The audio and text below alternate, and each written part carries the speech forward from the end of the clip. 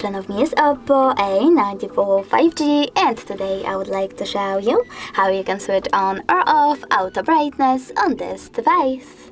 First of all, go into settings and tap on display and brightness over here. Following that, you need to tap on this switcher next to auto brightness feature, and as you can see, adaptive brightness is now on. If you wish to turn it off, just click on the same switcher. But you can also go into tab menu and click on this A icon next to brightness slider. If it's yellow, that means that auto brightness is on. If you wish to turn it off, just click on the same icon.